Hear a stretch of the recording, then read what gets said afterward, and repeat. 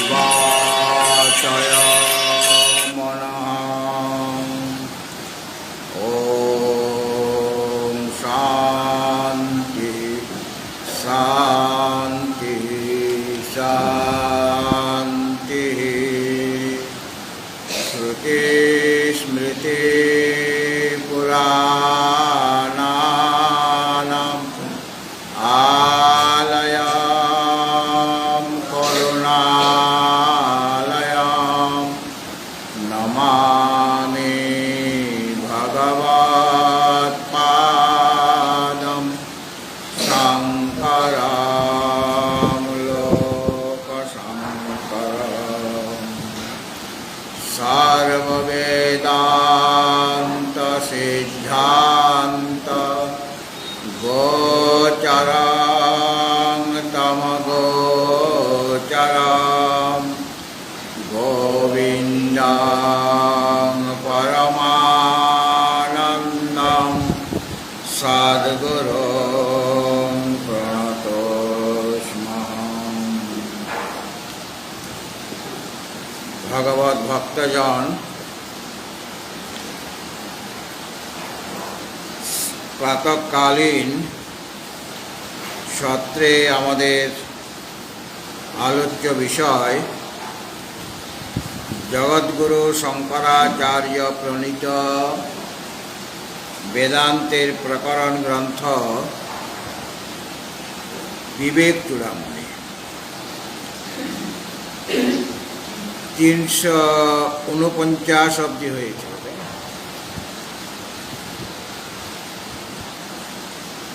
349 নম্বর শ্লোকে বলা হয়েছিল যে রজ্জুর স্বরূপের যখন সম্যক জ্ঞান হয়ে যায়, হয়ে গেলে এই যে তিনটি মানে আবরণ নিবৃত্তি, ভ্রম নিবৃত্তি এবং দুঃখ নিবৃত্তি, এই তিনটা কাজ হয়ে থাকে। সুতরাং জ্ঞানী ব্যক্তি বন্ধন মুক্তির জন্য আত্মবস্তুর স্বরূপ জানার প্রয়াস করবেন। এখন আবার দৃষ্টান্ত সহকারে বোঝাচ্ছেন যে কিভাবে তাকে পাওয়া যেতে পারে, তার স্বরূপটা কি ইত্যাদি। মানে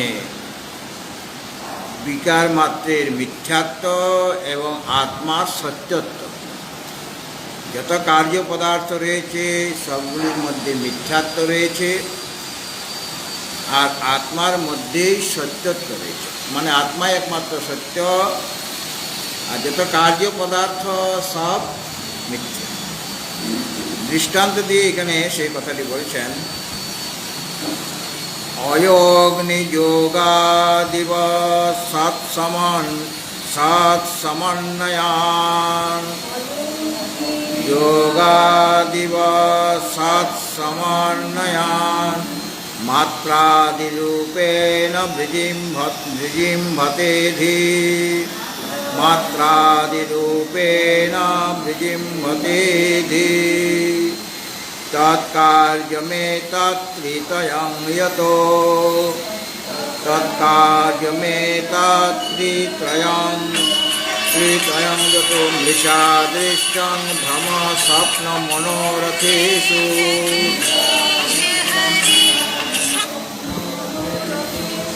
মৃষাদৃষ্টং ভ্রম স্বপ্ন মনোরথেষু।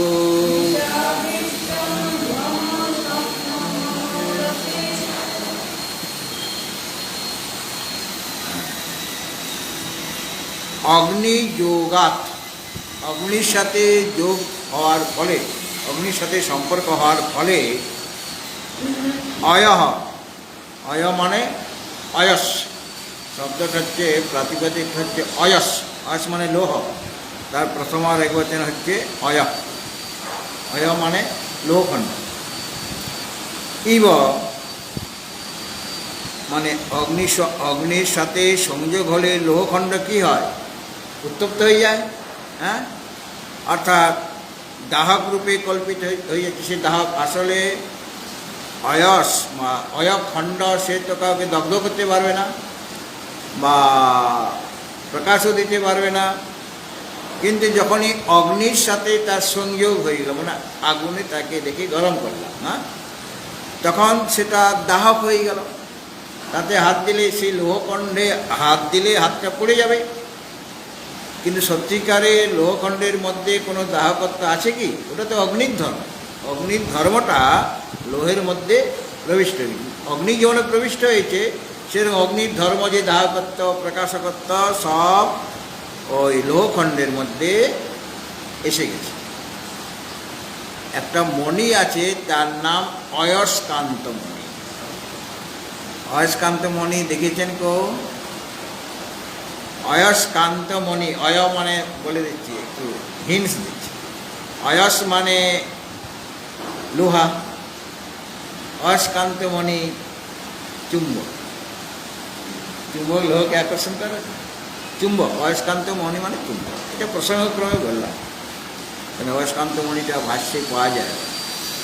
তো এখানে অয়স্কান্ত মণির কোনো যোগ নাই, শুধু ওই অয়স শব্দ দেখে অয়স্কান্ত মণির কথা মনে পড়ে। অনেকেই অয়স্কান্ত মণি দেখেছে অথচ শব্দটা শুনে নেয়। অয়স্কান্ত মণি মানে চুম্বক। তো অগ্নি যোগাতীব অয়, সে অয় মানে লোহখণ্ডটা কীরকম? অগ্নির সাথে যা যোগ হয়ে গেছে তার মতো মানে লোহখণ্ডে যদিও তার নিজস্ব কোনো দাহকত্ব নেই, কোনো প্রকাশকত্ব অগ্নি এই লোহখণ্ডের মধ্যে নেই, কিন্তু অগ্নির সাথে সংযোগ হয়ে গেলে ওইরকম মনে হবে কি আসলে ওটা কি তার মধ্যে আছে? কিন্তু অগ্নির ধর্মটা তার মধ্যে প্রবিষ্ট হয়ে গেছে। অগ্নির যে প্রকাশকত্ব সেটা এসে গেছে লোহর মধ্যে, অর্থাৎ অগ্নির এই ধর্মটা লোহর মধ্যে এসে গেছে। তো ওটার মতো সৎ সমন্বয়াত, ওখানে অগ্নি ছিল, অগ্নির সাথে সংযোগ হচ্ছিল কার? লোহার। এখানে সতের সাথে যোগ হচ্ছে কার? বুদ্ধির। বুদ্ধিটাকে এখানে লোহখণ্ডের সাথে তুলনীয়, আর সৎ হলো ওই অগ্নি। অগ্নি যোগাতীব, সেরকম সৎ সমন্বয়াত। সৎ মানে আত্মা, সৎ পরমাত্মা, সৎ যে চৈতন্য স্বরূপ আত্মা, তার সাথে যোগ বসে। সমন্বয় মানে সংযোগ, যোগ। সমন্বয় মানে সম্বন্ধ, বা তার সাথে সম্বন্ধ হয়ে গেল। সতের সাথে তার সম্পর্ক হবে ধী, ধী মানে বুদ্ধি। ধীটাকে এখানে লোহখণ্ডের সাথে তুলনা করা হচ্ছে। আর অগ্নিকে, সৎকে কার সাথে তুলনা করা হচ্ছে? অগ্নির সাথে। সৎ হলো অগ্নি। তো সৎ সমন্বয়াত, সতের সাথে, সৎ যে চৈতন্য স্বরূপ আত্মা, তার সাথে যখন সম্বন্ধ হয়ে যায় কার? না ধী মানে বুদ্ধি, তখন সে মাত্রাদি রূপে না, শব্দটা হচ্ছে মাতৃ। মাতৃ যোগ আদি, সন্ধি হয়ে গেলে মাত্রাদি হয়ে যাবে। এখানে মাতৃ মানে মা বাবার কথা বলা হচ্ছে না। মাত্রাদি রূপে না, মাতা মানে প্রমাতা মানে জ্ঞাতা।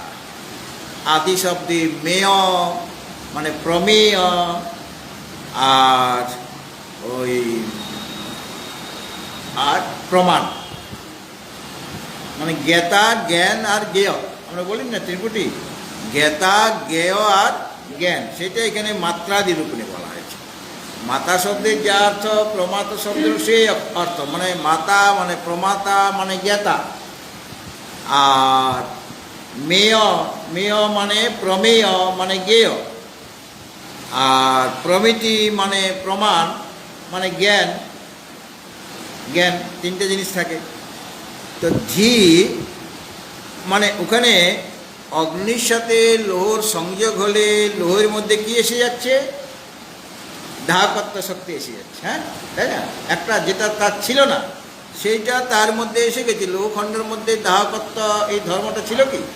কিন্তু অগ্নির সাথে সংযোগ হওয়ার ফলে যেমন লোহখণ্ডে দাহকত্ব এসে যাচ্ছে, আছে তো সেরকমভাবে সৎস্বরূপ, সৎ যে চৈতন্য স্বরূপ আত্মা, তার সাথে যখন জড় যে বুদ্ধি, বুদ্ধিতে জড়, কেননা সূক্ষ্ম পঞ্চমহাভূতের মিলিত সত্যাংশ থেকে অন্তঃকরণ উৎপন্ন হয়, পেয়েছে তোমরা? হ্যাঁ, এই যে সূক্ষ্মভূতাদি আকাশ, বায়ু, অগ্নি, জল, পৃথিবী সকলেরই তিনটা গুণ আছে। যেহেতু সৃষ্টি হয়েছে তো মায়া থেকে, মায়া মানে সেখানে সত্য-রজতম ছিল, এদের মধ্যেও সূক্ষ্ম পঞ্চমহাভূতের মধ্যেও ওই তিনটা গুণ এসে গেছে। কারণ গুণা কার্য গুণান আরভন্তে, কারণ গুণগুলি কার্যের মধ্যে এসে যায়। সুতরাং সেখানেও সবগুলির মধ্যে সত্য-রজতম আছে। তো এদের এই সূক্ষ্ম পঞ্চমহাভূতের মিলিত যে সত্য অংশ থেকে অন্তঃকরণ, অন্তঃকরণের মধ্যে ধী আছে, মন, বুদ্ধি, চিত্ত, অহংকার। তাহলে বুদ্ধি কিন্তু জড়, হ্যাঁ, আর সৎ হলো চৈতন্য স্বরূপ আত্মা। তাহলে সতের সাথে জড় বুদ্ধির সংযোগ হয়ে যাচ্ছে, সম্বন্ধ হয়ে যাওয়াতে মাত্রাদি রূপে মানে প্রমাতা, জ্ঞাতা, জ্ঞেয়, জ্ঞান, এই তিন রূপে বিজিম হতে সেটা প্রকাশিত হয়ে যাবে। হ্যাঁ, যথা, যেহেতু মানে ওইগুলি তার ছিল না, বুদ্ধি ছিল না, জড় তো সে, কিন্তু ওই প্রমাতা মানে জ্ঞাতা, জ্ঞেয়, জ্ঞান, এই তিনটা বুদ্ধির মধ্যে প্রকাশিত হয়ে যাচ্ছে। জড় তো, জড়ের মধ্যে এগুলি তো আসবে না। জড়ের মধ্যে কীভাবে সেই জ্ঞাতা হবে, কীভাবে জ্ঞেয় হবে, কীভাবে জ্ঞান তার দ্বারা হবে। কিন্তু যেহেতু সতের সাথে এই চৈতন্য স্বরূপ আত্মার সাথে সংযোগ হয়ে গিয়েছে, তখন এই জড় বুদ্ধি ও জ্ঞাতা, জ্ঞান, জ্ঞেয় রূপে কল্পিত হচ্ছে, মানে প্রকাশিত হচ্ছে। যথা, যেহেতু এতত্রিত্রয়ং, এই যে তিনটা প্রমাতা, প্রমেয়, প্রমিতি বা জ্ঞাতা, জ্ঞান, জ্ঞেয়, হ্যাঁ, এই যে তিনটা এতত্রিতয় মানে এই তিনটি মানে প্রমাতা, প্রমেয় আর প্রমিতি বা জ্ঞাতা, জ্ঞেয় আর জ্ঞান, এই তিনটি তৎকার্যম সেই বুদ্ধির কাজ, মানে তখন ওগুলো বুদ্ধির কাজ হয়ে গেল।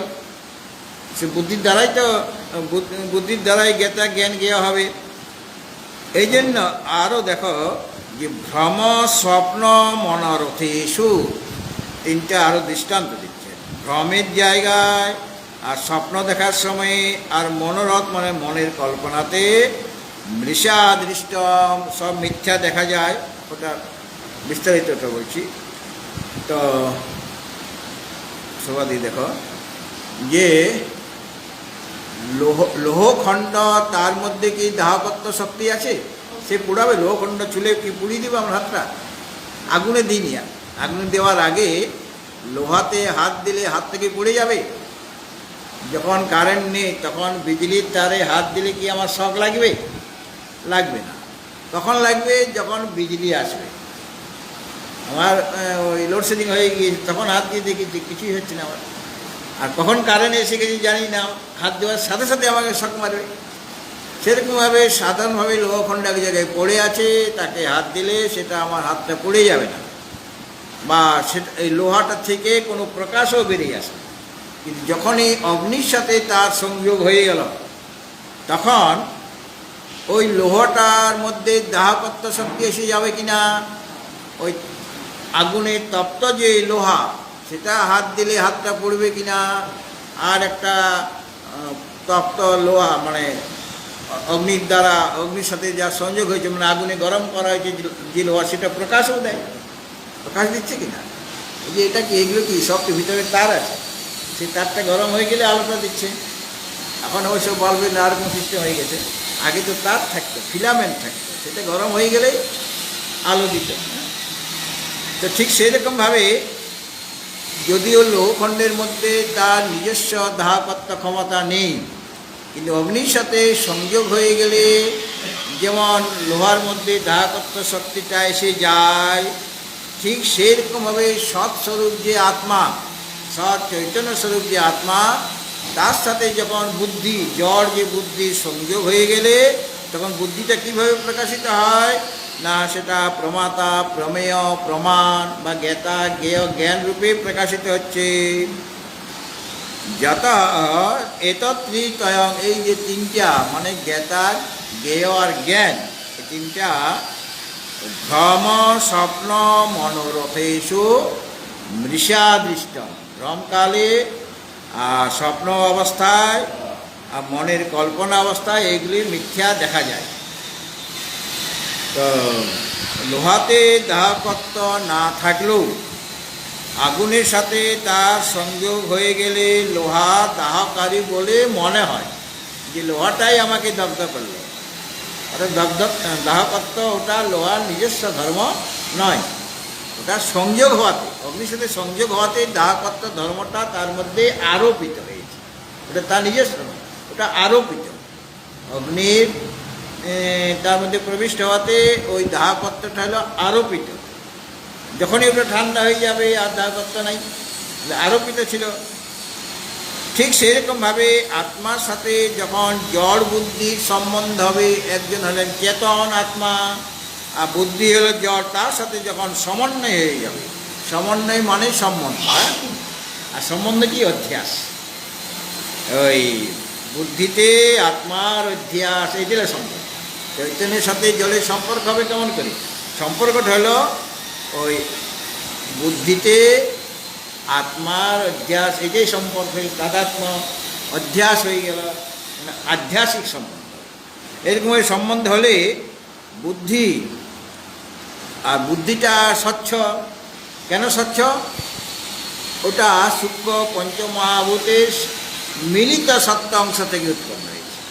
মিলিত মানে আকাশের সত্যাংশ, বায়ুর সত্যাংশ, অগ্নির সত্যাংশ, জলের সত্যাংশ আর পৃথিবীর সত্যাংশ মিলিত হয়ে অন্তঃকরণ।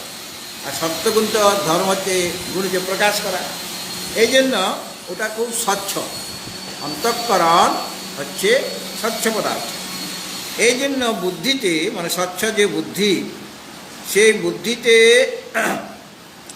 প্রতিবিম্ব কার পড়ছে? আত্মচৈতন্যের প্রতিবিম্ব পড়ছে, প্রতিফলিত হচ্ছে। কেন? ওটা আত্মচৈতন্য সব জায়গাতে প্রকাশিত হয়ে আছে, কিন্তু বুদ্ধি যেহেতু স্বচ্ছ, ওই সূক্ষ্ম পঞ্চমহাভূতের মিলিত সত্যাংশ থেকে উৎপন্ন হয়েছে, এই কারণে বুদ্ধিতে যখন ওই আত্মচৈতন্যের প্রতিবিম্ব পড়ে, প্রতিবিম্ব পড়লে তখন বুদ্ধিতে মাতা, মেয় বা মিতি, মানে প্রটা বাদ দিয়েছে, আর প্রযোগ করলে প্রমাতা, প্রমেয়, প্রমিতি বা জ্ঞাতা, জ্ঞেয় আর জ্ঞান, এই যে তিনটা, তখন ওই তিনের কল্পনা হয়। তাতে কার মধ্যে? বুদ্ধিতে। যেমন লোহাতে দাহকত্বের কল্পনা করা হচ্ছে অগ্নিসংযোগ অবস্থা। লোহাটা কোনো সময়ে তার দাহকত্ব ক্ষমতা ছিল না। হ্যাঁ, বুদ্ধিগ্রাহ্যম অতীন্দ্রিয়ম, তিনি অতীন্দ্রিয় অথচ বুদ্ধিগ্রাহ্যম। কেননা শুদ্ধ বুদ্ধির দ্বারা, এমনি ইন্দ্রিয়ের দ্বারা, ইন্দ্রিয়ের তো তিনি বিষয় নন। বুদ্ধিগ্রাহ্যম অতীন্দ্রিয়ম, ইন্দ্রিয়ের দ্বারা তাকে জানা যাবে না, মানে বাহ্য ইন্দ্রিয়ের দ্বারা, জ্ঞানেন্দ্রিয়ের দ্বারা বা কর্মেন্দ্রিয়ের দ্বারা। কিন্তু শুদ্ধ বুদ্ধির দ্বারা অনাত্মাকে সরিয়ে আত্মাকে প্রকাশিত হতে সাহায্য করে। অনাত্মা তো আত্মাকে আবৃত করে রেখেছে, অনাত্মায় আত্মাকে আবৃত করে রেখেছে। মানে অজ্ঞানেন বৃতং জ্ঞানম তেন মুহ্যন্তি জন। অজ্ঞান মানে এই যে যত অনাত্মা পদার্থ, অজ্ঞানের কাজ, তার দ্বারা আত্মা আবৃত হয়ে আছে। এখন বুদ্ধি, শুদ্ধ বুদ্ধি বা তীক্ষ্ণ বুদ্ধির কাজ হচ্ছে ওই অনাত্মাকে গুলিকে সরিয়ে দেওয়া। তখন তো আত্মা নিজে নিজেই প্রকাশিত হয়ে যায়, তাকে তো প্রকাশ করার ক্ষমতা বুদ্ধিরও নয়, সে তো অন্তরেন্দ্রিয়। কিন্তু সে কী কাজটা করলো না, অনাত্মাকে সরাতে দিতে পারবে। শুদ্ধ বুদ্ধির দ্বারা অনাত্মাকে, মিথ্যা বস্তুকে সরাতে পারবে কিনা? সেটা পারবে, কিন্তু তারপরে যেটা অবশ্যই রইল সেটাকে প্রকাশ করার জন্য আর কিছু প্রয়োজন নেই, সেটা আপনা আপনি, সেটা স্বয়ং প্রকাশ। বুদ্ধি ওটাকে প্রকাশ করলো না, বুদ্ধি প্রকাশ করলেন না। বুদ্ধির কাজ অনাত্মাকে সরিয়ে দেওয়া, যত বাধা ছিল তাকে দর্শন করার, সেইগুলিকে সরিয়ে দেওয়াটাই হচ্ছে বুদ্ধির কাজ। এই জন্য বুদ্ধিগ্রাহ্যম আর অতীন্দ্রিয়ম, কোনো ইন্দ্রিয়ের তিনি বিষয় নন। আর আসলে বুদ্ধিও তো তাকে বুদ্ধি সে অবধিতে পৌঁছাতে পারল, কেন? অনাত্মাকে সরানো তার কাজ। এবং ডাইরেক্ট বুদ্ধি অবধি পৌঁছাতে পারলো না, বুদ্ধিকে প্রকাশ করতে পারলো, এই আত্মাকে প্রকাশ করতে পারলো না। তার কাজ ছিল অনাত্মাকে সরানো, এটুকু কাজ। শিল্পীর কাজ কঙ্করকে সরানো, আর শঙ্কর তো ভিতরেই বসে আছে। সেই শঙ্করে যদি আঘাত লাগে তাহলে শঙ্কর থাকবে। কঙ্করকে দূর করাই হচ্ছে শিল্পীর কাজ। আর সেই পাথরের মধ্যে শঙ্কর আর শঙ্করকে ঢেকে রেখেছিল কঙ্করে।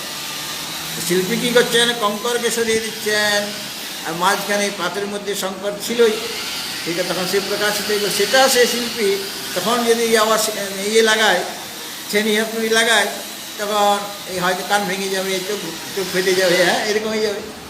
যাই হোক, তা এই যে বুদ্ধিতে ওই সময়ে জড় বুদ্ধি, আর যখনই বুদ্ধিতে আত্মচৈতন্যের প্রতিবিম্ব পড়ল, আভাস হলো, তখনই বুদ্ধিতে এই তিনটা এসে গেল। তার আগে ছিল না। যেমন লোহাতে দাহকত্ব শক্তি ছিল না, তখন এলো না যখন অগ্নির সাথে তার সংযোগ হল।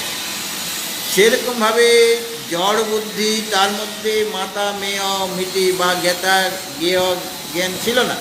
কিন্তু যখনই চৈতন্য স্বরূপ আত্মার সাথে তার সম্বন্ধ হয়ে গেল, মানে এই বুদ্ধিতে, স্বচ্ছ বুদ্ধিতে যখন সেই চৈতন্যের প্রতিবিম্ব পড়ল, তখন বুদ্ধিতে এই তিনটা জিনিস এসে গেল, একত্রিত। এই তিনটা জিনিস কী কী? জ্ঞাতা, জ্ঞেয় আর জ্ঞান, এই তিনটা জিনিস এসে গেল। এবং এই যে তিনটা, যেমন লোহার দাহকত্ব শক্তি মিথ্যা, বলে কি না? লোহাতে দাহকত্ব শক্তি নাই, অগ্নির সাথে যখন সংযোগ নাই তখন তার দাহকত্বও নাই। লোহার যে দাহকত্ব শক্তির যেমন মিথ্যা আসা, অর্থাৎ লোহ তোমাকে পোড়ায়নি, লোহার মধ্যে যে আগুন ছিল সেটা তোমাকে পুড়িয়েছে। লোহার পোড়াবার ক্ষমতা কোনো সময় থাকবে না। তাহলে ওই যে ওটাকে হাত দেওয়ার সাথে সাথে আমার হাতটা পুড়ে গেল কেন? পুড়ে যাওয়ার কারণ হলো অগ্নি তোমাকে দগ্ধ করেছে, লোহা তোমাকে দগ্ধ করেনি। কাজে লোহার যে দাহকত্ব ওটা মিথ্যা। সেরকমভাবে বুদ্ধিতে যখন আত্মচৈতন্যের প্রতিবিম্ব পড়ল, মানে সম্পর্ক হয়ে গেল, তখন বুদ্ধির মধ্যে এই তিনটা জিনিস, জ্ঞাতা জ্ঞেয় জ্ঞান, এই তিনটা জিনিস তখন দেখা যাচ্ছে। এবং এই তিনটাই হলো মিথ্যা। এই দাহকত্ব যেমন মিথ্যা লোহার, সেরকম এটাও মিথ্যা, এই তিনটা। কারণ ভ্রমস্থলে দেখা যাচ্ছে, ভ্রমস্থলে এই যে এখানে নতুন শব্দ দিয়েছে, মাতা মেয় আর মিতি। মাতা মানে প্রমাতা, মেয় মানে প্রমেয় মানে জ্ঞেয়, মিতি মানে প্রমিতি মানে জ্ঞান। হ্যাঁ, তো এই যে তিনটা ভ্রমস্থলে কি হয়? ভ্রম, শুক্তিতে আমি রজত দেখছি। শুক্তি মানে এই যে শুক্তি মানে শুক্তি মানে মুক্তা, শুক্তি মানে এই ঝিনুক, আর রজত মানে রূপা। তো আমি শুক্তিতে যে রজত দেখছি, এই যে ভ্রমটা সত্য কি মিথ্যা? মিথ্যা তো। শুক্তিতে আমি রজত দেখছি, আমার ভ্রম হয়েছে, তাহলে ভ্রমটা মিথ্যা তো, কারণ সেখানে রজত নেই। সেই ভ্রমে জ্ঞাতা জ্ঞেয় জ্ঞানও হচ্ছে, আমি রজতকে জানছি, জ্ঞাতা বুদ্ধির দ্বারা জানছি, জ্ঞেয় আছে, জ্ঞেয় হলো রজত, আর রজতের জ্ঞান হচ্ছে আমার। তিনটা জিনিস আছে, কিন্তু রজত ওখানে নেই। ওখানে আছে তার শুক্তি, মানে ঝিনুকটা আছে ভিতরের অংশ, তার মধ্যে সূর্যের কিরণ পড়েছে, ঝকঝক করছে দূর থেকে, কাছে না, দূরে, একটু দূরে আছে। আর আপনি খুব লোভী ছিলেন যে একটা সোনার চেনটা বানাতে পারছি না, টাকা নেই, আর রূপার চেনও বানাতে পারছি না, পয়সা নেই, তো ওই তো রূপা পড়ে আছে। আপনি ছুটে গেলেন, হাত দিলেন, তো দেখলেন হাত দিয়ে কাউকে দেখাবেন না, তো লুকিয়ে নিয়েছেন। তারপরে ধীরে ধীরে গোপনে খুলছেন, খুলে দেখেন এটা ঝিনুক। তখন কী করবেন? ফেলে দেবেন কি? তো সেরকমভাবে ওই ভ্রমটা মিথ্যা। এবং সেই ভ্রমে ওই যে তিনটা জিনিস, মানে জ্ঞাতা জ্ঞেয় আর জ্ঞান আছে, তিনটা জিনিসও মিথ্যা হবে। মিথ্যা বশতে ওটা এসেছে। হ্যাঁ, ওই তিনটা জিনিস মিথ্যা বশতে এসে গেছে, মানে আত্মার সাথে সমন্বয় হওয়ার সাথে, মানে আত্মার প্রতিবিম্ব বুদ্ধিতে পড়াতে মাতা মেয় আর প্রমিতি মানে জ্ঞান এসেছে। তো তিনটাও মিথ্যা। যেমন আমি সুপ্তিতে রজত দেখছি, ঝিনুকের মধ্যে রজত দেখছি, এই ভ্রমে আমি দ্রষ্টা বা জ্ঞাতা, আর জ্ঞেয় হচ্ছে রজত, আর জ্ঞান হচ্ছে রজতের জ্ঞান। এই তিনটা জিনিস হচ্ছে কি না? তাহলে আমি রজত দেখছি, আমি দ্রষ্টা। কাকে দেখছি? রজতকে। ওটা হলো জ্ঞেয়। কার দ্বারা দেখছি? জ্ঞানের দ্বারা। তাই রজতের জ্ঞান আমার হয়েছে। এই যে তিনটাই মিথ্যা। কেন? রজতেই নাই। তার জ্ঞাতা জ্ঞেয় জ্ঞান কোথা থেকে আসে? সেখানে রজত থাকলে তো রজতের জ্ঞাতা আমি, বা রজতটা আমার জ্ঞেয়, রজতকে আমি জানছি, বা রজতের জ্ঞান। যদি ওখানে রজত সত্যিকারে থাকতো তাহলে আপনি বলতে পারতেন যে আমি রজতের দ্রষ্টা, আর ওটা তার দৃশ্য রজতটা, আর দর্শনের দ্বারা মানে জ্ঞানের দ্বারা, রজতের জ্ঞানের দ্বারা সেটা আমি দেখছি। তো এই যে এই তিনটাও মিথ্যা হয়ে যাবে কি না? কেন? ভ্রমটাই তো মিথ্যা, রজতেই তো সেখানে নেই। সেরকম আত্মা হলেন সত্য। সেই যে সত্য আত্মা যখন বুদ্ধিতে অধ্যস্ত হয়ে যায়, তখন কি হয় না? তার জ্ঞাতৃত্ব বিশিষ্ট হয়ে যায় আত্মা। তখন জ্ঞাতা জ্ঞেয় জ্ঞান এসে যাবে। হ্যাঁ, বুদ্ধিতে যখন অধ্যস্ত হয় তখন জ্ঞাতৃত্ব বিশিষ্ট হয়। তখন তার জ্ঞাতৃত্ব মিথ্যা বলে জ্ঞাতৃবিশিষ্ট রূপও মানে সে যে জ্ঞাতা মিথ্যা, জ্ঞেয় মিথ্যা, জ্ঞানটাও মিথ্যা হবে। অর্থাৎ মিথ্যা ওখানে ওই সৎ হলো তো অগ্নি, আর সৎ হলো সতের সাথে অগ্নির সঙ্গে, আর অয় মানে বুদ্ধি। তাহলে বুদ্ধির মধ্যে এই যে জ্ঞাতৃত্ব বা জ্ঞেয়ত্ব বা জ্ঞান ইত্যাদি এসেছে, ওগুলি সব মিথ্যা হয়ে যাবে। যেমন স্বপ্নে আমি একটা বাঘ দেখছি, বাঘের স্বপ্ন দেখি। এখন তার যে স্বপ্নে যে বাঘটা দেখছি, তো বাঘের জ্ঞান আমার হচ্ছে, বাঘের জ্ঞানটাও মিথ্যা। বাঘের জ্ঞান আমি স্বপ্নে দেখছি, আসলে বাঘটাতে কিছুই নাই, সেটা মনের কল্পনা। সেই সব মনের কল্পনা। তো বাঘটাও যেমন মিথ্যা, আর তার যে জ্ঞাতা যে দেখছে সে তো শুয়ে আছে, সে দেখবে কেমন করে? যে স্বপ্ন দেখছে সে তো শুয়ে আছে, আর যে দেখছে সে তো আরেকজন ব্যক্তি, সেটা মনের কল্পনার দ্বারা আরেকজন ব্যক্তি মানে স্বপ্নদ্রষ্টা তৈরি করে নিয়েছে। যে ঘুমিয়ে আছে সে তো কিছু দেখতে পাচ্ছেন, তার তো চোখ বন্ধ। আর সে তো জঙ্গলে যায়নি, তো জঙ্গলে গিয়ে বাঘ দেখেছে। হ্যাঁ, সে তো ঘরে নগরে শহরের মধ্যে শুয়ে আছে, আর দেখছে জঙ্গলও মনের কল্পনা, আর বাঘটাও কল্পনা মাত্র। সুতরাং বাঘও যেমন মিথ্যা, জ্ঞাতা যে সেও মিথ্যা, আর জ্ঞানটা বাঘের জ্ঞান, এই জ্ঞানটাও মিথ্যা। তিনটাই মিথ্যা। তাহলে স্বপ্নকালে ভ্রম অবস্থাও দেখা যাচ্ছে যে সুক্তিতে যখন রজত দেখছি তখন রজতটাও মিথ্যা, রজতের জ্ঞানও মিথ্যা, আর যে দেখছে রজত, হ্যাঁ, জ্ঞাতা রূপে দেখছে, জ্ঞাতা সে মিথ্যা দেখছে। মানে ওখানে রজতটা মিথ্যা, আর রজতের জ্ঞান মিথ্যা। কিন্তু ভ্রমবশত কোনো ব্যক্তি দেখছে, জ্ঞাতা যে ওটা মিথ্যা দেখছে, মানে জ্ঞান আর জ্ঞেয় দুটাকেই মিথ্যা বলে দেখছে, মানে ভ্রম হয়ে গেছে ওই ভ্রমকালে। আর মনোরথ মানে আমি জেগে আছি, স্বপ্ন হয়নি, মানে শুয়ে নেই, আমি ঘরের মধ্যে বসে আছি এবং গভীরভাবে চিন্তা করছি। সেরকম মনের যে কল্পনা যে অমুক ব্যক্তি এসেছে, তার সাথে আমি কথা বলছি, হ্যাঁ, তাকে দেখছি, মানে গভীরভাবে তিনি চিন্তনে মগ্ন হয়ে আছেন।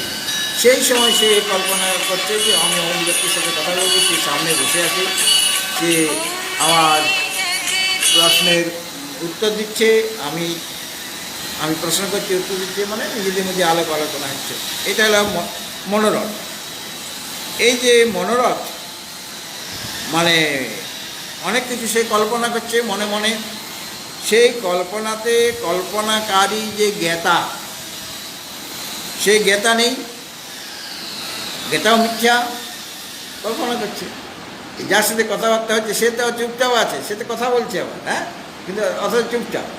কাজে কল্পনাকারী সে জ্ঞাতা যে সে মিথ্যা, কল্পনার বিষয় যে জ্ঞেয়, যার সাথে আমি কথা বলছি, চিন্তা ভাবনা করছি, যা সেও মিথ্যা, কারণ সেই ব্যক্তি আপনার সামনে উপস্থিত হয়নি।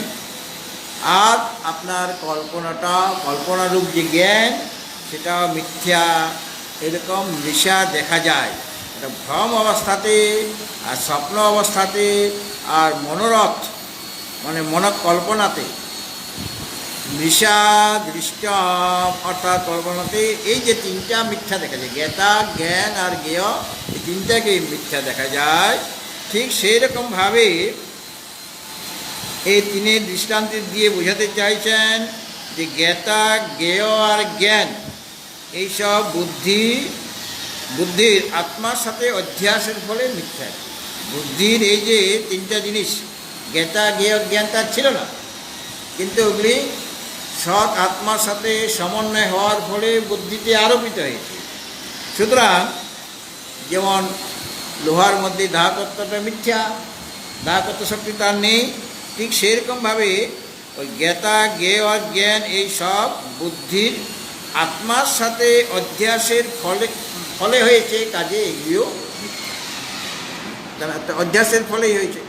বুদ্ধিতে যখন আত্মার প্রতিবিম্ব পড়ল, তখনই তো এইগুলি আত্মার ধর্ম এসে গেল, চৈতন্যের ধর্ম এসে গেল। কিন্তু বুদ্ধিতে, জড় বুদ্ধিতে ওগুলি, এই ধর্মগুলি কিছুই না, এগুলি এসে গেছে আত্মচৈতন্যের সাথে তার সম্বন্ধ হওয়াতে এসে গিয়েছে। অর্থাৎ ওই বুদ্ধিতে যখন আত্মা যখন বুদ্ধিতে অধ্যস্ত হয়ে যাচ্ছে, তখনই এই জ্ঞাতা, জ্ঞেয়, জ্ঞান এই ধর্মগুলি বুদ্ধি এসে যাচ্ছে। কিন্তু বুদ্ধিতে আসলে জ্ঞাতা, জ্ঞেয়, জ্ঞান এগুলি সব মিথ্যা, কেননা অধ্যাসের ফলে এটা এসেছে, তার নিজস্ব কোনো ধর্ম নেই। এরপরেরটা দেখো, তত বিকারা প্রকৃতিরহং মুখা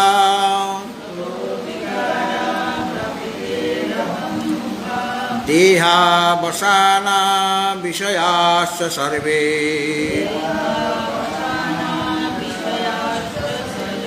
ক্ষণেন্যথা ভাবিতয়া ইয়মীশাম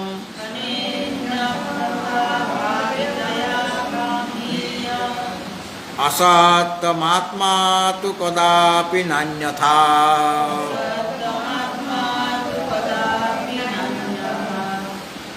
তত মানে সেই কারণে, তত মানে তসমাৎ।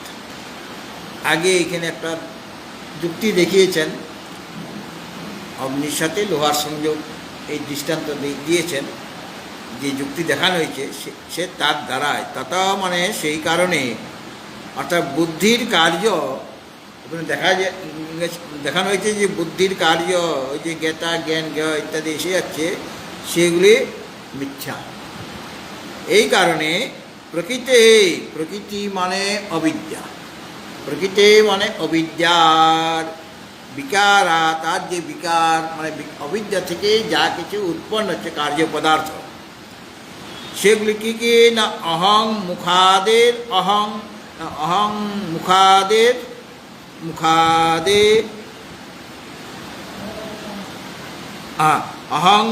মুখাদেহ বাসনা, দেহ অবসানা।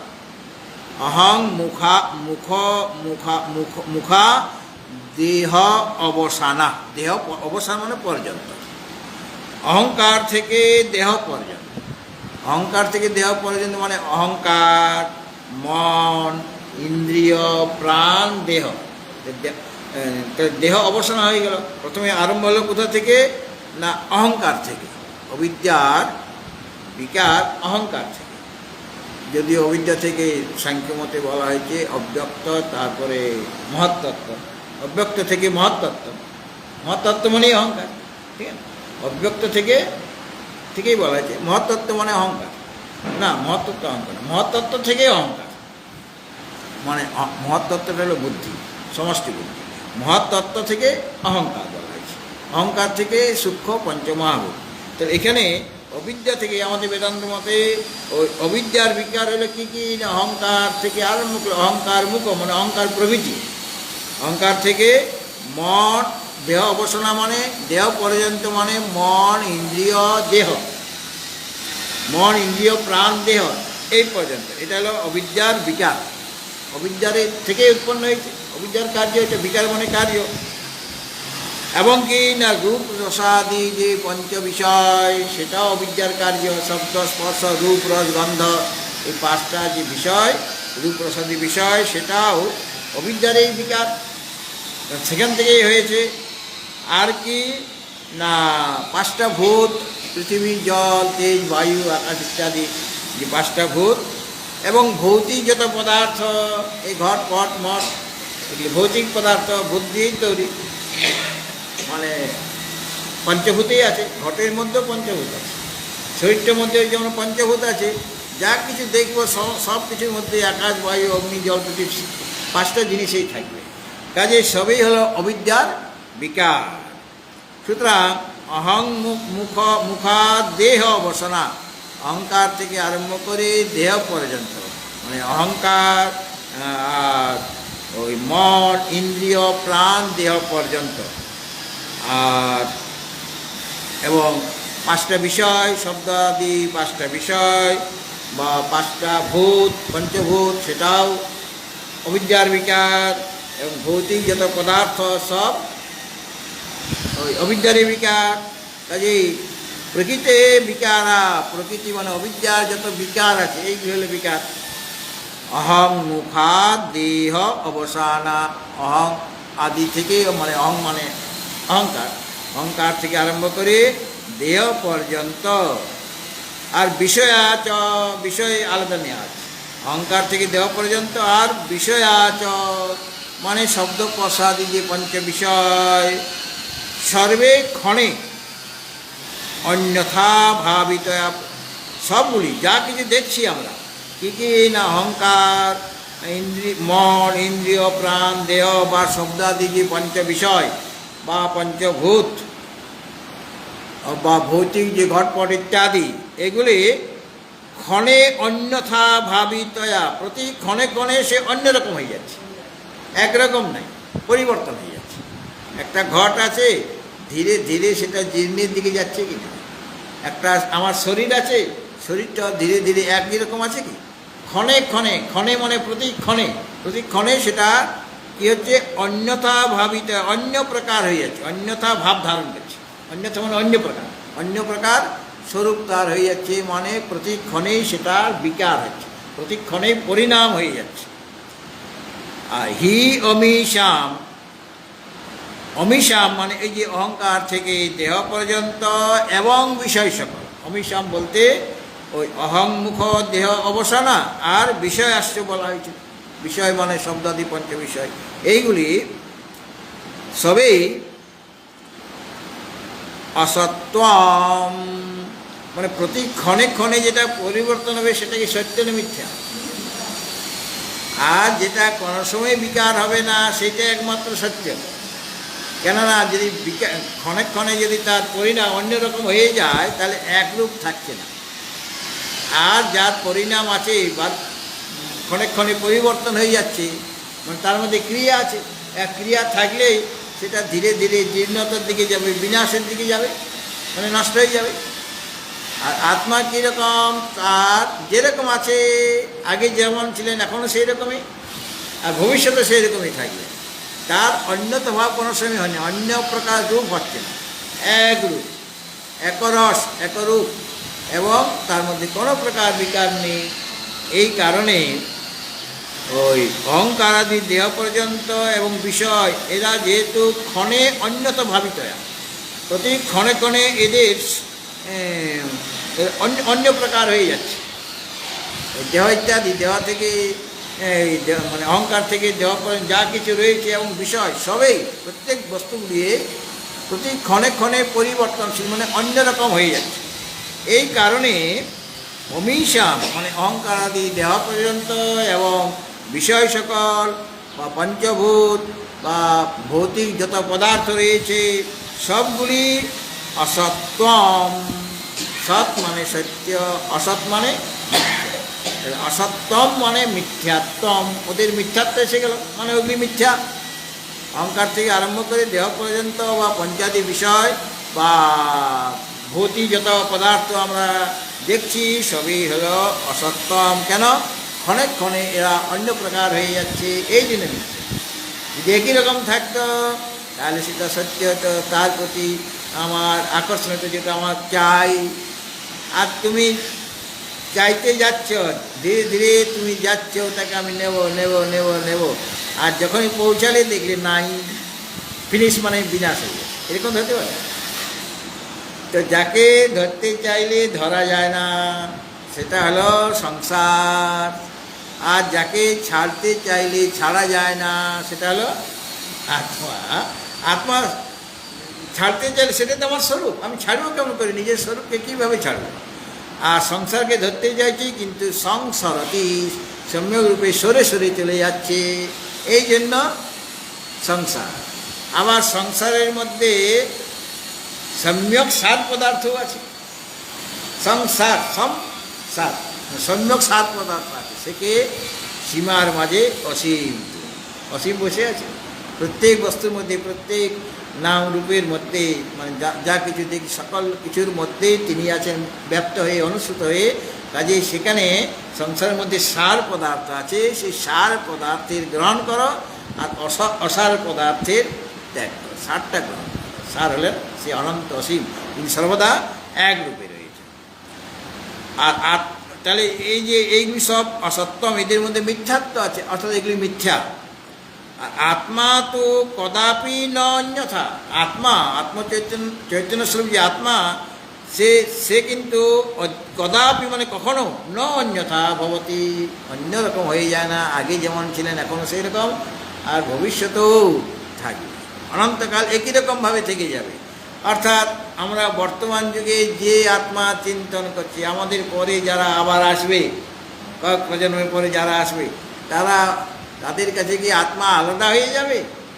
সে একই, সে আমাদের কাছে সচ্চিদানন্দ, তাদের কাছেও সচ্চিদানন্দ এবং নিত্যশুদ্ধ মুক্ত স্বভাব। কেন? তার তো কোনো রকম বিকার হচ্ছে না, একই রকমভাবেই আসছে। কাজেই অনন্তকাল ধরে যারা আত্মার চিন্তন করবেন একই রকমভাবেই চিন্তা করতে হবে, অন্য রকমভাবে চিন্তা করলে চলবে না। তাহলে পূর্বে আগে যে যুক্তির দ্বারা দেখানো হয়েছে যে ভ্রম, স্বপ্ন এবং মনোরথ মানে মনের কল্পনা, এখানে বুদ্ধির কার্য যে জ্ঞাতা, জ্ঞেয়, জ্ঞান এগুলি সব মিথ্যা, বুদ্ধির কার্যটা মিথ্যা। এই যুক্তিতে এখানে বলা হচ্ছে এই যে প্রকৃতি মানে অবিদ্যার যে বিকাশ, অবিদ্যার যে কার্য, অহংকার থেকে আপনি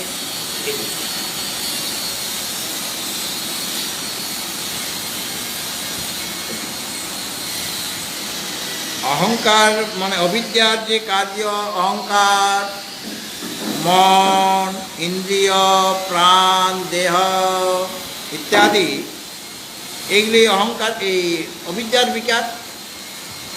এবং রূপ রসাদি যে পঞ্চ বিষয়, সেটা অবিদ্যার বিকার। ভূত, পঞ্চভূত, সেটা অবিদ্যার বিকার। আর যত অন্যান্য ভৌতিক পদার্থ রয়েছে সবই অবিদ্যার বিকার, অবিদ্যা থেকেই সব দেখছি আর কি। তো ওগুলিও ওই ভ্রম, স্বপ্ন এবং মনের কল্পনার মতোই প্রতীত হয় বলে ওগুলিও অসৎ মানে মিথ্যা। সৎ মানে সত্য, আবার অসৎ মানে মিথ্যা। আবার অসৎ শব্দের অর্থ হয়ে যায় অলিক, যেমন শশর শৃঙ্গ, খরগোশের শিং, অলিক। এটা একটা শব্দ আছে, কিন্তু কোনো খরগোশের শিং দেখা যাবে না, ওটাকে অলিক বলা হচ্ছে। অসতের অর্থ অলিকও হয়, কিন্তু এখানে এগুলি যে মিথ্যা বলা হচ্ছে ওটা মিথ্যা, অলিক নয়। কেন? শশর সিংহ কেউ কোনোদিন দেখে নাই। হ্যাঁ হ্যাঁ এই জন্য জগৎকে মিথ্যা বলা যায়। অসৎ নয়, কিন্তু অসৎ শব্দের অর্থ মিথ্যাও হয়। যেটা সৎ নয় মানে সত্য নয় সেটা মিথ্যা, এই অসতের আরেকটা মিথ্যা অর্থও হয়। কিন্তু অসৎ শব্দের আরেকটা অর্থ হলো অলিক, মানে যার কোনো অস্তিত্বই নেই।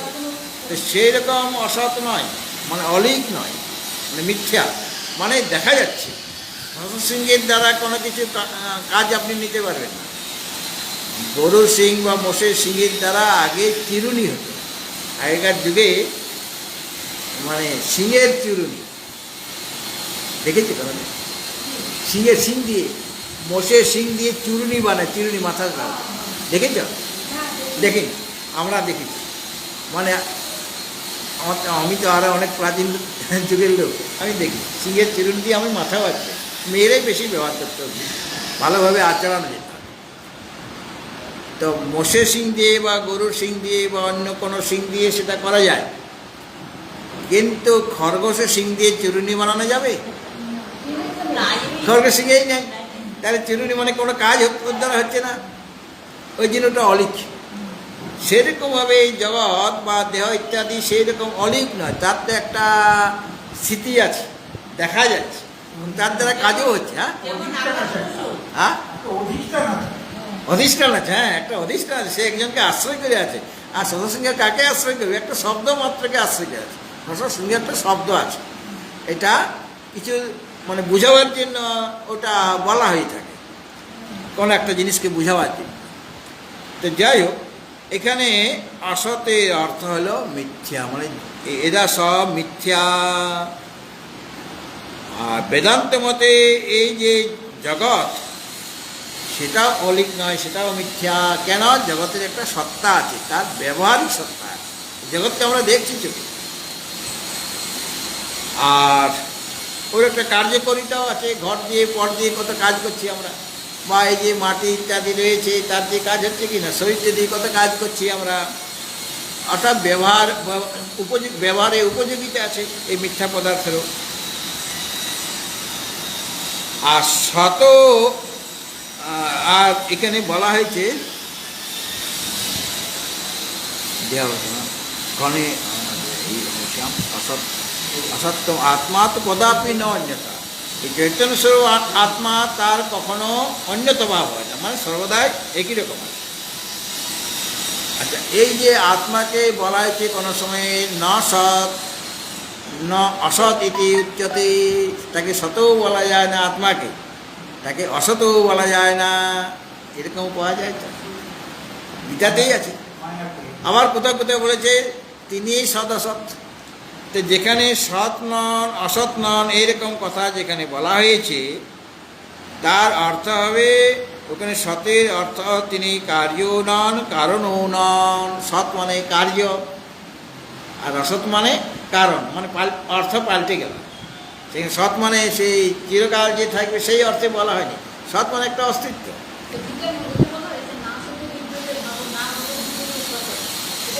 ওটা তো সৎ মানে আত্মা, আর অসৎ মানে জগৎ, মানে অনাত্মা। একই জায়গায় একই রকম অর্থে প্রসঙ্গ দেখে বুঝতে হবে। সবসময় সৎ মানে সৎ ব্যক্তিকে তো বোঝায়, যে ভালো কর্ম করে তাকে তো আমরা বলি ইনি সৎ ব্যক্তি বলি কিনা। তো তিনি শত না, এই যে জগৎ থেকে মিথ্যা বলা হয়েছে, কিভাবে মিথ্যা? মিথ্যার লক্ষণটা হচ্ছে যেটা সত নয় অসত নয়, আবার সৎ অসত নয়, উভয় আত্মাত্ম। সৎ থাকলে কোনোদিন বাধিত হতো না, সৎ যদি হতো তাহলে কোনোদিন বাধিত হতো না। আর অসৎ যদি হতো তাহলে তাকে দেখা যেত না, কিন্তু তাকে দেখা যাচ্ছে। এক থাকবে সদস্য, অর্থাৎ আত্মা সর্বদা একরকম হবে। আর বাকি সব অবিদ্যা যত কার্য এখানে বলা হয়েছে, অহংকার থেকে আরম্ভ করে দেহ পর্যন্ত, বা পঞ্চ বিষয় বা স্থূলভূত আকাশাদি পঞ্চভূত এবং ভৌতিক পদার্থ, এগুলি সব মিথ্যা। কেন? প্রতি ক্ষণে ক্ষণে তারা অন্য ভাব অন্য প্রকার হয়ে যাচ্ছে। কিন্তু আত্মা কি এরকম অন্যরকম হয়ে যায়? হয় না। এই কারণেই আত্মাকে বলা হচ্ছে সৎ, আর জগৎকে বলা হচ্ছে মিথ্যা, এই অর্থে, মানে অসৎ, তখন অসৎ। আর যেখানে বলা হয়েছে গীতাতে তিনি সতও নন অসতও নন, সৎ শব্দের অর্থ কার্য, অসৎ শব্দের অর্থ কারণ নেন, অথবা সৎ মানে স্থূল বস্তু, ব্যক্ত বস্তু, আর অসৎ মানে সূক্ষ্ম বস্তু বা অব্যক্ত বস্তু, সেটা অসৎ। এই তিনি স্থূল বস্তুও নন, তিনি সূক্ষ্ম বস্তুও নন। হ্যাঁ, অবিদ্যার কার্য সব মিথ্যা, অবিদ্যা নিজেও মিথ্যা। হ্যাঁ, তার যত কার্য সব মিথ্যা। তাহলে পর কেন সব অন্যতা ভাব হয়ে যায়, অন্যরকম হয়ে যাচ্ছে? এই কারণে যার অন্যতা ভাব হয় না, সর্বদা একরকম থাকে, এরা প্রতি ক্ষণে ক্ষণে পাল্টে যাচ্ছে। আর যার পাল্টে না, প্রতিক্ষণে সর্বদা একই রকমভাবে আছে, সর্বদা একরূপ হয়ে আছে, তিনি হলেন সত্য। তো সেই চৈতন্য স্বরূপ আত্মা, তিনি একমাত্র সত্য, বাকি সব ঠিক আছে। প্রতিক্ষণে যেটা অন্য ভাব হয়ে যাবে, অন্য প্রকার হয়ে যাবে, সেটা হলো মিথ্যা। আর আত্মা সৎ কেন? তার অন্য প্রকার ভাব হয় না, অন্য রকম রূপ ধরে না। আজকে একরকম আছে, কালকে সচ্চিত আনন্দ এখন আছে, কালকে অসচ্চিত আনন্দ এরকম হয়ে তা নয়, ওই সচ্চিত আনন্দেই থাকবে সব। আর তিনি নির্গুণ নিরাকার, এখন সবসময় তিনি নির্গুণ নিরাকারী। সগুণ সাকার যখন বলছি, তখন তো উপাধিকে অবলম্বন করে তাকে আমি সগুণ সাকার সক্রিয় বলছি, কিন্তু তিনি তো নির্গুণ নিরাকার নিষ্ক্রিয় সর্বদাই রয়েছেন, ওটার কোনো পরিবর্তন হবে কি? আর উপাধি যোগ করলে তখন তার বিভিন্ন রূপ হয়ে যাচ্ছে, উপাধির যোগে তার হচ্ছে। ঠিক আছে, এর পরেরটা দেখো। নিত্যা দয়া খণ্ড চিদে করূপ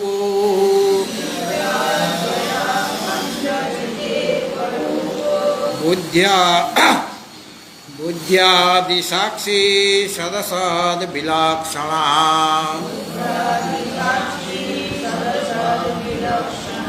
অহং পদ প্রত্যয় লক্ষিতার্থ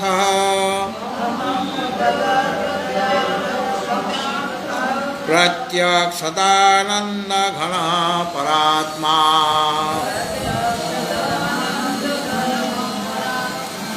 পরাত্মা মানে পরমা, পরাত্মা পরমাত্মাই। পরমাত্মা তিনি কীরকম না, নিত্য অদ্বয় অখণ্ড চিদেক রূপ। অন্যত ভাব হবে না তার, ওই যে আত্মার অন্যত ভাব হয় না, এই জন্য তিনি সত্য। তো এই জন্য তার স্বরূপটা বলে দিচ্ছেন এই পরের সাথে, যে নিত্য অদ্বয় অখণ্ড চিৎ এক রূপ। হ্যাঁ, তো আত্মা হচ্ছে নিত্য আর অদ্বয়, দ্বিতীয় নেই, আর অখণ্ড চৈতন্য মাত্র স্বরূপ। এটা হলো আত্মার স্বরূপ। অর্থাৎ আত্মা নিত্য মানে তার উৎপত্তিও নাই, বিনাশও নেই, জন্মও নাই, মৃত্যুও নেই। মানে দুটোর মধ্যে একটা, জন্ম হলে তো মৃত্যু অনিবার্য, কিন্তু আত্মাকে নিত্য বলা হয়েছে। নিত্য কেন? তার জন্মও নেই, তার বিনাশও নাই, তার উৎপত্তিও নাই, বিনাশও নাই, এই জন্য তিনি নিত্য। আর তাকে বলা হয়েছে অদ্বয়, মানে কোনো প্রকার দ্বৈত তার মধ্যে নেই, দ্বিতীয় নেই, তার থেকে ভিন্ন কোনো বস্তু নাই, এই জন্য তার থেকে ভিন্ন কোনো বস্তুই নেই, এই জন্য অদ্বয় মানে দ্বৈত রহিত। আর তার মানে দ্বৈত যদি না থাকে, তাহলে সজাতীয় আর বিজাতীয় ভেদ রইল না।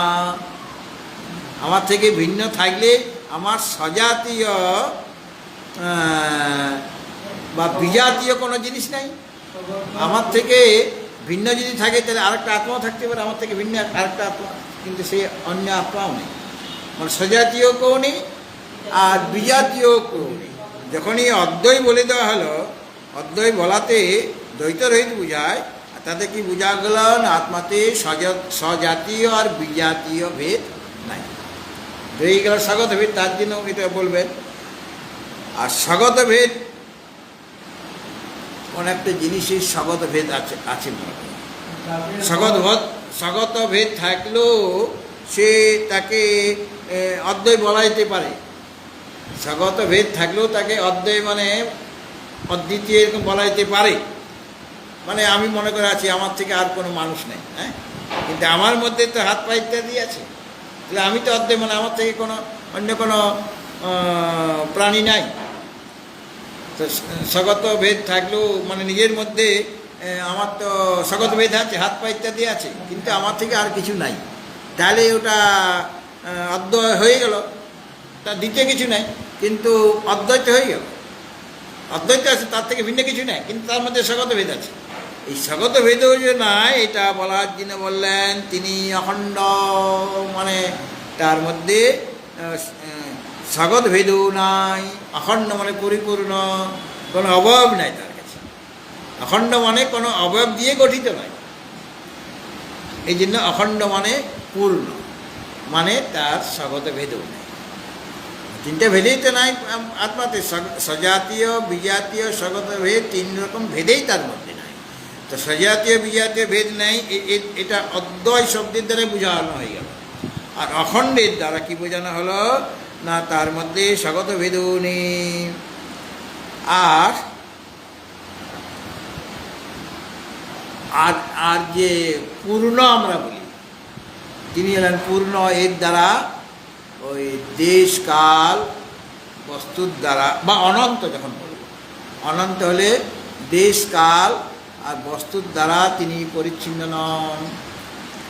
আচ্ছা, এখানে আরেকটি জিনিস বলা হলো যে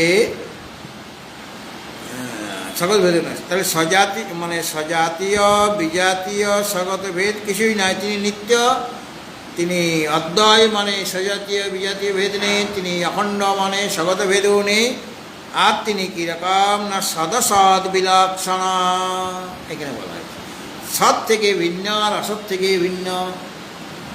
তাহলে তিনি তো নিজে সৎ, আবার বলছেন সৎ থেকে ভিন্ন অসৎ থেকে ভিন্ন, এই কথা কেন বললেন? এখানে সতের অর্থ অন্যরকম হবে। সৎ মানে ওই তিন কালে থাকে সেটা নয়, সৎ অসৎ বিলক্ষণ। এখানে সৎ মানে পরমার্থ সত্য, এটা নয়, এটা বোঝাতে পারছেন, বোঝানো নেই। সৎ থেকে ভিন্ন তাহলে কী কী হবে?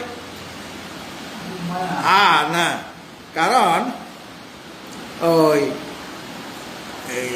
সৎ এবং অসৎ থেকে ভিন্ন।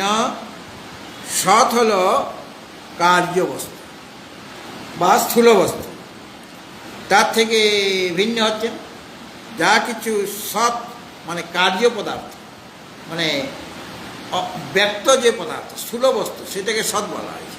আর অসৎ মানে যেটা কারণ, সৎ হলো কার্য আর সেটা স্থূল, আর অসৎ মানে কারণ বা অব্যক্ত বা সূক্ষ্ম, ইন্দ্রিয়ের গোচর হচ্ছে না, কিন্তু আছে, বস্তুটা আছে। অনেক সময় এই যে বাতাসে কত রকমের পোকামাকড় ঘুরে বেড়াচ্ছে কিনা দেখতে পাচ্ছি কি? আছে, কিন্তু কেন দেখতে পাচ্ছি না? ওগুলি খুবই সূক্ষ্ম, খুব ছোট্ট ছোট্ট প্রাণী, এই জন্য দেখতে পাচ্ছি না। জল খাচ্ছি এক গ্লাস ঢকঢক করে, তো কত প্রাণী আমার পেটে চলে যাচ্ছে, সেগুলি তো আমি দেখতেই পাচ্ছি না। বা ছাঁকনি দিয়ে ছাঁকছি, তাতেও কিছু যাচ্ছে না। হ্যাঁ, বা আমি ওই যে নানারকমভাবে অ্যাকোয়াগার্ডের জল খাচ্ছি, তার মধ্যেও কৃমিগুলি রয়ে গেছে, মানে পোকাগুলি, সেগুলি আপনি তো খাচ্ছেন, মানে আপনি তো ঘন্টায় ঘন্টায় আমিষ খাচ্ছেন, জল খাচ্ছেন মানে, বা বাতাস গ্রহণ করছেন, মানে কি গ্রহণ করছেন? বাতাস শুধু শুদ্ধ বাতাস হয়ে যাচ্ছে কি? সব কিছুতে যাচ্ছে, বাতাসে যেগুলি ভাসছে সব যাচ্ছে, ধুলি কণা কৃমি কীট সব যাচ্ছে, তাহলে আপনি আমিষ কী করে রইলেন? এই আপনি নিরামিষ কী করে রইলেন? আপনি সকলে তো আমরা আমিষই, কিন্তু এগুলি ধরা হয় না। এগুলি ছোটো ছোটো যারা চলে যাচ্ছে পেটে, ওটা তো না গেলে তো কোনো আমরা বাঁচতেই পারবো না। জল তো খেতেই হবে, খাদ্য তো খেতে, খাদ্যটা প্রাণী না, যে খাদ্য তৈরি হয়েছে তো প্রাণীর শরীর থেকেই তো উৎপন্ন হয়েছে। গাছপালা, ধান, চাল, জব সব তো প্রাণী ছিল, তাকে তো নষ্ট করেই, তাকে হত্যা করেই তো ভাত ডাল তরকারি রুটি হয়েছে। যে ওইগুলি নিরামিষের মধ্যে পড়বে, কেন ওইগুলি প্রাণী একজন আরেকজনকে গ্রাস না করে বাঁচতে পারবে, এটা সাধারণভাবে নিয়ম। একজন আরেকজনকে আহার করবেই, তাছাড়া এই শরীরটা বেঁচে থাকবে না। কিন্তু যাদের প্রাণটা মানে আমাদের কাছে খুব ব্যক্ত রূপে রয়েছে, যারা ছটফট করবে আপনার চোখের সামনে কাটতে গেলে, এটা তো কেউ ছটফট করছে না, ওরা ছটফট করবে। কাজেই ওগুলি খেলে আমিষ, আর এইগুলি খেলে নিরামিষই তুমি থাকতে পারবে। যাই হোক, সেটা অন্য বিষয়। তাহলে এখানে সদসৎ বিলক্ষণ মানে সৎ শব্দের অর্থ কার্য বা স্থূল বস্তু, তার থেকে ভিন্ন তিনি কার্যও নন বা স্থূল বস্তুও নন। আর অসৎ বিলক্ষণ, অসৎ মানে কারণ বা সূক্ষ্ম বস্তু, তো তিনি কারো কারণও নন। আর ওই রকমভাবে অব্যক্ত বস্তু মানে বস্তুটা আছে কিন্তু চোখে দেখা যাচ্ছে না, আমি অনুভব করতে পারছি না, এই ধরনের সূক্ষ্ম যে বস্তু, সেটাও তিনি নন। এই জন্য বলা হয়েছে তিনি সদসদ বিলক্ষণা। আর কীরকম? অহং প্রত্যয় লক্ষিতার্থ, এটাতে বলা হয়েছে তিনি সতও বটেন অসতও বটেন। তিনি সৎ নন অসৎ নন যেমন বলা হয়েছে, সেরকম তিনি সতও হচ্ছেন অসতও হচ্ছেন। অর্থাৎ যত সৎ পদার্থ মানে কার্য পদার্থ আছে বা স্থূল বস্তু তার মধ্যেও তিনি আছেন, আর যত অসৎ মানে কারণ বস্তু বা সূক্ষ্ম বস্তু আছে তার মধ্যেও তিনি আছেন। আমি সতেরও মা অসতেরও মানে ভালো মন্দ সকলেরই মা। অর্থাৎ সৎ বস্তু যেগুলো স্থূল সেগুলো তার মধ্যে তো আমি আছি কিনা, সেটাও আমার তার মধ্যে আমি অনুসূত হয়ে আছি। আর অসৎ বস্তু মানে যত সূক্ষ্ম বস্তু তার মধ্যেও আমি অনুসূত হয়ে আছি। এই জন্য আমি সতও বটি অসতও বটি। আবার বলছে না সৎ তন্না সৎ উচ্চতে, অর্থাৎ আমি স্থূল নই বা আমি সূক্ষ্ম কোনো বস্তু নই, তাদের মধ্যে আমি থাকতে পারি কিন্তু আমি এদের থেকে অতিরিক্ত, কেননা আমার থেকে ভিন্ন কোনো পদার্থ নেই। আর একটা সুন্দর জিনিস বলছেন, অহং পদ প্রত্যয় লক্ষিতার্থ। অহং পদ প্রত্যয় লক্ষিতার্থ, অহং পদের যে প্রত্যয় মানে জ্ঞান, অহং পদ প্রত্যয় লক্ষিতার্থ। অহং পদজন্য যে প্রত্যয় মানে জ্ঞান। এই আমরা সব অহং অহং করছি কিনা, তো অহং পদটা আমরা প্রয়োগ করছি, যে অহং শরীর, অহং গৌর, অহং কৃষ্ণ, অহং পদ আছে। আবার অহং ব্রহ্মাস্মি, সেখানেও অহং আছে। তাহলে অহং পদজন্য যে প্রত্যয় মানে জ্ঞান, তাতে লক্ষিত যে অর্থ হল না। অহংয়ের লক্ষ্যার্থ হচ্ছে সেই আত্মা। অহং পদের থেকে যে যার জ্ঞানটা হবে তার লক্ষিতার্থকে তিনি, অর্থাৎ ওই অহং পদের যে অর্থের লক্ষণের দ্বারা আমি অহংকারকে বাদ দিচ্ছি। অহংকারকে বাদ দিলে যেটা থাকবে ওই অহংপদের বাচ্যার্থ হচ্ছে যে চৈতন্য মিশ্রিত অহংকার। অহং শরীর, এখানে শরীরে চৈতন্য আছে, তাতে দেহেতে আমি চৈতন্য আরোপ করে দিচ্ছি, তখন শরীরটা চৈতন্য বলে মনে হচ্ছে। তাহলে এখানে অহংকার করছে, অভিমান করছে আর কি। তো শুদ্ধ তাহলে ওই যে চৈতন্য মিশ্রিত অহংকারের জ্ঞান আমার হচ্ছে, মানে বাচ্চার অহং অহং অহং করছি যখন শরীরটাকে, তো আমি অহং বলছি, চৈতন্যযুক্ত চিদাভাস। হ্যাঁ, তা এখানে লক্ষণের দ্বারা মানে অহংকারকে বাদ দাও, বাকি রইল শুদ্ধ চৈতন্য। সেই শুদ্ধ চৈতন্য হলো লক্ষিতার্থ। লক্ষ্যার্থ কী হলো? শুদ্ধ চৈতন্য। যেমন স্বয়ং দেবদত্ত, বারাণসীতে যে দেবদত্তকে আমি 10 বছর আগে দেখেছিলাম, আজকে আগরতলায় সেই দেবদত্তকে দেখছি। তাহলে আগে যাকে তুমি বারাণসীতে দেখেছিলে 10 বছর আগে অতীতকাল, আর সেটা তো বারাণসী ছিল দেশটা, বারাণসী দেশ, আর ওটা ছিল অতীতকাল। আর বর্তমান কাল আর বর্তমান দেশ মানে আগরতলা, দেশটা পাল্টে গেল, কালটা পাল্টে গেছে। তাহলে একই দেবদত্ত কী করে হবে? ওখানে দেবদত্ত কীরকম, যে অতীতকাল অবিশিষ্ট বারাণসী স্থিত দেবদত্ত, আর এখানে যাকে দেখছেন যে বর্তমান কাল অবিশিষ্ট আগরতলা স্থিত দেবদত্ত। তো দুটা দেবদত্ত আলাদা হয়ে গেল। বলেন না, ওখানে যেটা বিরোধ হচ্ছে সেটাকে বাদ দাও, বাচ্চার্থ বাদ দাও, অর্থাৎ ওই দেশ আর কালটা বাদ দাও। বারাণসী দেশ আর কাল অতীতকাল, আর এখানে বর্তমান দেশ বর্তমান কাল আর দেশ মানে আগরতলা বাদ দাও। তাহলে কে রইল? দেবদত্ত। সেরকমভাবে এই লক্ষিতার্থ বাচ্যার্থ যেখানে এই চৈতন্য মিশ্রিত অহংকার এরকম বোঝায়, সেখানে অহংকারকে বাদ দিয়ে দাও, থাকলো শুদ্ধ চৈতন্য। তবে অহংপদ প্রত্যয় লক্ষিতার্থ কে হলেন? আত্মা, সৎ যে আত্মা, তিনি ওই জ্ঞানের বিষয় অহংপদের লক্ষণের জন্য যে জ্ঞান হচ্ছে তদ্বিষয়ে, সেই জ্ঞানের তিনি বিষয়। আর তিনি কীরকম? প্রত্যক সদানন্দ ঘন। তিনি প্রত্যক শব্দের অর্থ হলো যা অনাত্মা, যেমন আমরা প্রত্যেক আত্মা বলি, আর পরাগ আত্মা। প্রত্যেক আত্মা মানে অন্তরাত্মা, আর সাধারণ প্রত্যেক আত্মা মানে অন্তরাত্মা, আর পরাগ আত্মা মানে এই বাহ্য বিষয় মানে অনাত্মা। অনাত্মাকে বলা হচ্ছে পরাগ আত্মা। আর প্রত্যেক আত্মা মানে যেটা ভিতরের জিনিস, সেটা পরমাত্মা। ভিতরে জিনিস প্রত্যেক বলতে যেমনভাবে এই শরীর থেকে আরও ভিতরে ইন্দ্রিয়, ইন্দ্রিয় থেকে আরও ভিতরে মন, কাজে সব প্রত্যেক হয়ে আসছে। তারপরে যখন আত্মাতে আসলেন তার ভিতরে আর কেউ, তিনি হলেন আসল প্রত্যেক। ওদেরকেও প্রত্যেকাত্মা বলা যায়, যারা স্থূলদেহ থেকে আবার সূক্ষ্ম হয়ে গেল ইন্দ্রিয়, সেটা দেহের দৃষ্টিতে ইন্দ্রিয় দেহের প্রত্যেকাত্মা। কিন্তু যার পর আর কোনো আত্মা নেই, মানে আর কোনো বস্তু নাই তার ভিতরে, তিনি হলেন শেষ প্রত্যেকাত্মা মানে পরমাত্মা। তো প্রত্যেকাত্মা মানে স্থূল থেকে সূক্ষ্ম আস্তে আস্তে তারপরে আর কেউ নেই, যিনি সকলের অধিষ্ঠান, তিনি হলেন প্রত্যেকাত্মা। তো প্রত্যেক মানে অনাত্মা থেকে বিপরীত। অনাত্মা থেকে বিপরীত হলো আত্মা। অনাত্মা থেকে বিপরীত সচ্চিদানন্দের রূপে যিনি প্রকাশিত হন, তিনি হলেন প্রত্যেক আত্মা। অনাত্মা থেকে বিপরীত। এবং সচ্চিদানন্দ রূপে যিনি প্রকাশিত হন আমাদের কাছে, তিনি হলেন প্রত্যেক আত্মা। তিনি প্রত্যেক, এবং তিনি সদানন্দ ঘন। তিনি সদা সৎ আনন্দ ঘন, তিনি সচ্চিৎ আনন্দ রূপে প্রকাশমান হইয়াছেন, এবং কালত্রয়ে তার কোনো সেটা বাধিত হয় না, একই রকমভাবে রয়েছেন। পূর্বে যেমন সচ্চিৎ আনন্দ ঘন হয়েছিলেন, এখনও সচ্চিৎ আনন্দ ঘন, আর ভবিষ্যতেও সচ্চিৎ আনন্দ ঘন, এটা কালত্রয়ে বাধিত হবে না। এবং তিনি প্রত্যেক অনাত্মা থেকে বিপরীত সচ্চিদানন্দ রূপে তিনি আমাদের কাছে প্রকাশিত হন, অর্থাৎ তার কোনো প্রকার অন্যতা ভাব হয় না। এই জন্য পরমাত্মা হলেন নিত্য, বাকি সব অনিত্য। অতএব ওই